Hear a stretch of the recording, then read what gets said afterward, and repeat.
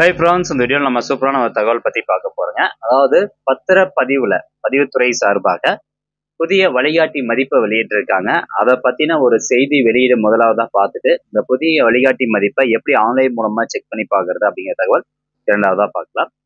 Okay, இதுதான் அந்த செய்தி வெளியீடு எண் 886. வெளியிட்ட நாள் 1/7/2024. அதாவது தமிழ்நாடு முத்திரை மதிப்பீடு வெளியீடு மற்றும் திருத்தம் செய்வதற்கான மதிப்பீட்டு குழு அமைத்தல். தமிழ்நாடு முத்திரை விதிகள் 2010 விதி 4 படி பார்த்தீங்கன்னா ஒவ்வொரு வருஷமும் இந்த வழிகாட்டி மதிப்பை வந்து சீரமைப்பாங்க. ஸோ அதுக்கு இந்த வருடம் இந்த நிதியாண்டில் வந்து 26/4/2024 அன்னைக்கு ஒரு கூட்டம் கூடி மதிப்பீட்டு குழு ஒன்று கூட்டினாங்க. ஸோ அதன்படி ஒவ்வொரு ஊர்லேயும் வந்து இந்த வழிகாட்டி மதிப்பு எவ்வளோ அப்படின்னு சொல்லி நிர்ணயம் பண்ணாங்க. அந்த நிர்ணயம் பண்ண வழிகாட்டி மதிப்பை வந்து ஆன்லைன் மூலமா வரைவு வழிகாட்டி மதிப்பா வெளியிட்டு இருந்தாங்க. அதான் இங்க இதுல கொடுத்துருக்காங்க பாருங்க. அவ்வாறு தயாரிக்கப்பட்ட வரைவு வழிகாட்டு பதிவேடுகள் பொதுமக்கள் பார்வையிட ஏதுவாக பதிவுத்துறை இணையதளத்திலும் சார் பதிவாளர், வட்ட ஆட்சியர் போன்ற முக்கிய அரசு அலுவலகங்களிலும் வைக்கப்பட்டன. அவ்விவரம் உள்ளூர் செய்தித்தாள்களில் மாவட்ட ஆட்சியர்களால் செய்திகள் வெளியிடப்பட்டன. மேலும் பொதுமக்கள் தங்கள் கருத்துக்கள் மற்றும் ஆட்சேபனைகளை தெரிவிப்பதற்கு 15 நாட்கள் கால அவகாசம் வழங்கப்பட்டன. ஏற்கனவே சமூகம் நம்ம சேனல்ல வீடியோ போட்டிருந்தோம். இந்த மாதிரி வரைவு வழிகாட்டி மதிப்பு ஒன்று கொடுத்துருந்தாங்க. ஸோ அதை நீங்க செக் பண்ணி பார்த்துட்டு உங்க ஏரியாவில் அந்த வழிகாட்டி மதிப்பு ஒன்று அதிகமா இருக்கு இல்லை கம்மியா இருக்கு அப்படின்னு நீங்க என்ன ஃபீல் பண்றீங்களோ அது உங்களுடைய ஆட்சேபனைகளை வந்து 15 நாட்களுக்குள்ளார அரசுக்கு தெரிவிக்கிறதுக்கான ஒரு கால அவகாசம் கொடுத்திருந்தாங்க. அந்த 15 நாள் நேற்றைய தினம் முடிவாயிருச்சு. ஸோ அதனால என்ன பண்ணியிருக்காங்கன்னா, இந்த மைய மதிப்பீட்டுக்குழு மறுபடியும் வந்து 29/6 அன்றைக்கு மாலை 4 மணி அளவில் கூடி மாவட்ட துணை குழுக்களால் நிறைவேற்றப்பட்ட தீர்மானங்கள் பரிசீலிக்கப்பட்டு ஒப்புதல் அளிக்கப்பட்டது. இவ்வாறாக முரண்பாடுகள் களையப்பட்ட புதிய சந்தை மதிப்பு வழிகாட்டியினை 1/7/2024 முதல் நடைமுறைப்படுத்தலாம் என முடிவு செய்யப்பட்டு தீர்மானம் நிறைவேற்றப்பட்டுள்ளது. ஸோ இதன்படி இன்னைக்குதான் 1/7/2024. இன்னையிலேருந்து பார்த்தீங்கன்னா விழுப்புரம் வருவாய் மாவட்டத்தை தவிர தமிழ்நாட்டில் இருக்கக்கூடிய மீதி எல்லா மாவட்டத்துக்கும் இந்த புதிய சந்தை வழிகாட்டி மதிப்பை வந்து அமலுக்கு கொண்டு வந்துட்டாங்க. ஆன்லைன் மூலமாகவும் அப்டேட் பண்ணிட்டாங்க. விழுப்புரம் மாவட்டம் ஏன் அப்படின்னா அந்த எலெக்ஷன் இருக்கிற காரணத்தினால அந்த தேர்தல் நெறிமுறைகள்லாம் இருக்கு பார்த்தீங்களா. ஸோ அதன் காரணத்தினால வந்து இப்போ வெளியில அந்த எலெக்ஷன் முடிஞ்சதுக்கு அப்புறமா உங்களுக்கு வெளியிட்டுருவாங்க. ரைட். இப்போ ஆன்லைன் மூலமா அந்த புதிய வழிகாட்டி மதிப்பை எப்படி செக் பண்ணுறது அப்படின்னு பார்க்கலாம். ஸோ இங்கே வந்து பாருங்க, 1/7/2024 முதல் புதிய சந்தை வழிகாட்டி மதிப்பு விழுப்புரம் வருவாய் மாவட்டம் தவிர்த்து, அதாவது விக்கிரவாண்டி சட்டமன்ற இடைத்தேர்தல் நடைபெறுவதால் நடைமுறைப்படுத்தப்பட்டுள்ளது. விழுப்புரம் வருவாய் மாவட்டத்தை பொறுத்து தேர்தல் நெறிமுறை அமலில் இருக்கும் வரை பழைய வழிகாட்டி மதிப்பை வந்து அமல்ல இருக்கும் அப்படின்னு சொல்லியிருக்கிறாங்க. ஓகே, அதுக்கு முன்னாடி இந்த வழிகாட்டி மதிப்புன்னா என்ன அப்படின்னு சொல்லிடுறேன். இந்த வழிகாட்டி மதிப்பு பேஸ் பண்ணி தான் நீங்க பத்திரம் பதிவு பண்ணும் போது அந்த முத்திரை தீர்வை, ஸ்டாம்ப் டியூட்டி சார்ஜஸ், அதுக்கப்புறம் பதிவு கட்டணம் எல்லாமே வந்து நிர்ணயம் பண்ணுவாங்க. இப்போ ஒவ்வொரு மாவட்டத்திலையும் ஒவ்வொரு கிராம வாரியாக, ஒவ்வொரு தெருக்கள் வாரியாக வந்து பார்த்தீங்கன்னா ஒவ்வொரு சர்வேயன் வாரியாக இந்த வழிகாட்டி மதிப்பு வந்து போட்டு வச்சிருப்பாங்க. ஸோ இந்த இடம் இன்னைக்கு தேதிக்கு இவ்வளோ அமௌண்ட் போகும் அப்படின்னு அரசு நிர்ணயம் பண்ண வழிகாட்டி மதிப்பு இருக்கும். பட் நம்ம ரியலா நம்ம லேண்ட் ஒருத்தர்கிட்ட இருந்து வாங்கும்போது அதிகமான காசு கொடுத்தா வாங்குவோம். இப்போ அரசு நிர்ணயம் பண்ணது வந்து இந்த வழிகாட்டி மதிப்பு ஒரு சதுரடி 100 ரூபான்னா இதெல்லாம் அவங்க வந்து 1000 2000 அப்படின்னு சொல்லியிருப்பாங்க. ஆனால் 1000 2000 போட்டு நம்ம பத்திரப்பதிவு வந்து பண்ணுறது கிடையாது. ஸோ சந்தை வழிகாட்டி மதிப்பு எவ்வளோ இருக்கு, அரசு நிர்ணயம் பண்ண வழிகாட்டி மதிப்பு எவ்வளோ இருக்கோ, ஒரு சதுரடி வந்து 100 ரூபா அப்படின்னா 100 ரூபாய்க்கு உண்டான ரெஜிஸ்ட்ரேஷன் சார்ஜஸ் தான் நம்ம செலுத்துவோம். இப்போ நீங்க ஒரு 1000 சதுரடி வாங்குறீங்கன்னா 1000 × 100 போடும்போது எவ்வளோ வருது? 10 லட்ச ரூபா. அப்போ நீங்க கிரை பத்திரம் பண்றீங்க அப்படின்னா அந்த ஸ்டாம்ப் டியூட்டி சார்ஜஸ் 10 லட்ச ரூபாயில 7% எவ்வளோ? 70,000 ரூபாய். ஸோ அதுதான் வந்து நீங்க பே பண்ற மாதிரி இருக்கும். அதே மாதிரி பதிவு கட்டணம் வந்து 2%. பதிவு கட்டணம் 2%ன்னா எவ்வளோ வருது? 20,000 ரூபாய் வருது. ஸோ இப்படிதான் வந்து இந்த வழிகாட்டி மதிப்பை பேஸ் பண்ணி தான் உங்களுக்கான stamp duty charges, registration charges ரெண்டுமே வந்து டிசைட் பண்றாங்க. அதனால வழிகாட்டி மதிப்பு ரொம்பவே முக்கியம்.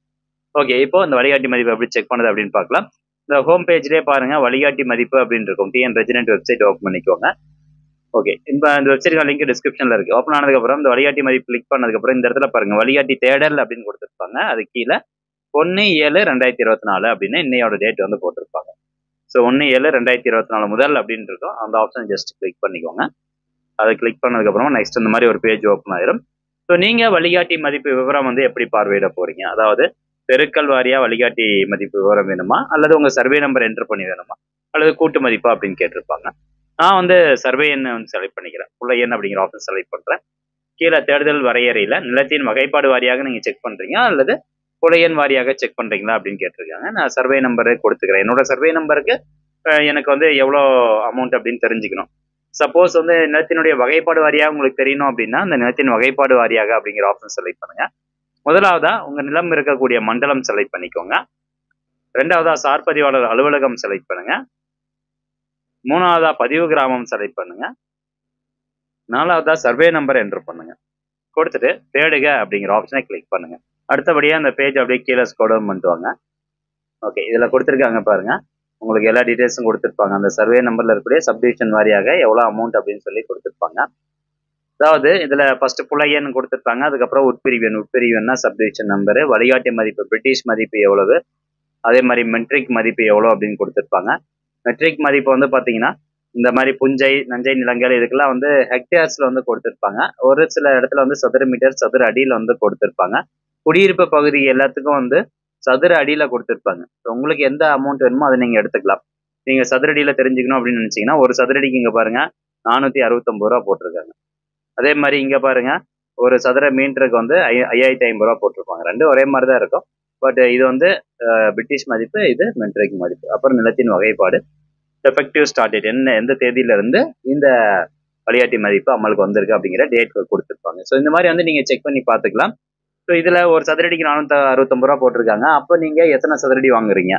இப்போ குடியிருப்பு பகுதி வந்து சதுரடியில் தான் வந்து கால்குலேட் பண்ணுவோம் இல்லைங்களா? ஸோ அப்போ வந்து நீங்கள் ஒரு 500 சதுரடி அல்லது ஒரு 2500 சதுரடி வாங்குறீங்கன்னா 2500 இன்ட்டு அந்த 469 போடுங்க, எவ்வளோ அமௌண்ட் வரும் அப்படின்னு தெரிஞ்சுக்கலாம். அதை வச்சு உங்களுக்கான stamp duty charges, registration charges வந்து கால்குலேட் பண்ணிக்கலாம். ஸோ இந்த அமௌண்ட் அதிகமாக இருக்குது, இந்த வழிகாட்டி மதிப்பு அதிகமாக இருக்கிறதுல ப்ளஸ் இருக்குது, மைனஸ் இருக்குது. ஸோ வழிகாட்டி மதிப்பினுடைய இந்த தொகை ஒரு சதுரடிக்கு 469 ரூபா இருக்குது. ஆனால் பழைய வழிகாட்டி மதிப்பு வந்து 400 ரூபா தான் இருக்குன்னா அப்போது நம்மளுக்கு பாசிட்டிவ் இருக்குது, நெகட்டிவ் இருக்குது. பாசிட்டிவ் என்னன்னு நான் சொல்லிடுறேன். இப்போ பேங்க்குக்கு போயிட்டு அந்த நிலத்து மேலே நீங்கள் கடன் வாங்குறீங்க அப்படின்னா உங்களுக்கு கிடைக்கக்கூடிய அந்த கடன் தொகை கொஞ்சம் அதிகமாக கிடைக்கும். நெகட்டிவ் என்ன அப்படின்னு பார்த்தோம்னா, இப்போ ஒரு சதுரடிக்கு 69 ரூபா வைத்திருக்காங்க இல்லைங்களா? ஸோ அப்போ வந்து நீங்கள் 2500 சதுரடி வாங்குறீங்கன்னா உங்களுக்கு அந்த வழிகாட்டி மதிப்பு மொத்த அமௌண்ட் அந்த சொத்தினுடைய மதிப்பு வந்து அதிகமாகுது.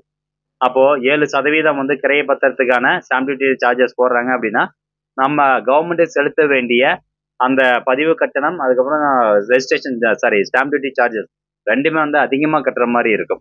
ஸோ அது வந்து ஒரு நெகட்டிவாக பார்க்கலாம். ஆனால் மற்றபடி நீங்கள் ஒரு லோன் வாங்குறீங்க அப்படின்னா உங்களுக்கு கிடைக்கக்கூடிய தொகை அதிகமாக கிடைக்கும். ஏன்னா இங்கே வழிகாட்டி மதிப்பினுடைய அமௌண்ட் வந்து அதிகமாக இருக்குது. சரி, இந்த மாதிரி வந்து நீங்கள் புதிய வழிகாட்டி மதிப்பு செக் பண்ணி பார்த்துக்கோங்க. இன்கேஸ் உங்களுக்கு பழைய வழிகாட்டி மதிப்பு தேவை, ஸோ புதுசுக்கும் பழசுக்கும் வந்து எவ்வளோ அமௌண்ட் வித்தியாசம் இருக்குது அதை நீங்கள் செக் பண்ணி தெரிஞ்சுக்கணுன்னா அகைன் இந்த வழிகாட்டி மதிப்பு அப்படிங்கிற ஆப்ஷன் வந்து கிளிக் பண்ணிவிட்டு இதில் பாருங்கள், இப்போ நம்ம ரீசெண்டாக இப்போ இருக்கிறது அப்டேட்டில் இருக்கிறது வந்து 1/7/2024 முதல். இன்கேஸ் பழைய வழிகாட்டி மதிப்பு தேவை நீங்கள் பார்க்கணும் அப்படின்னா இது 1/4/2023 முதல் 30/6/2024 வரை அப்படின்னு இருக்கும். ஜஸ்ட் அந்த ஆப்ஷனை கிளிக் பண்ணிட்டு டேட்டா என்டர் பண்ணிட்டு நீங்கள் செக் பண்ணுங்கள். பழைய வழிகாட்டி மதிப்புக்கும் இப்போ இருக்கக்கூடிய வழிகாட்டி மதிப்புக்கும் எவ்வளோ அமௌண்ட் வித்தியாசம் இருக்குது அப்படிங்கிறத நீங்கள் தெரிஞ்சுக்கலாம். ஓகே ஃப்ரெண்ட்ஸ், இந்த இன்ஃபர்மேஷன் கண்டிப்பாக உங்களுக்கு பயனுள்ளதாக இருக்கும் அப்படின்னு நினைக்கிறேன். மீண்டும் அடுத்த ஒரு நல்ல பதிவில் சந்திக்கலாம். நன்றி, வணக்கம்.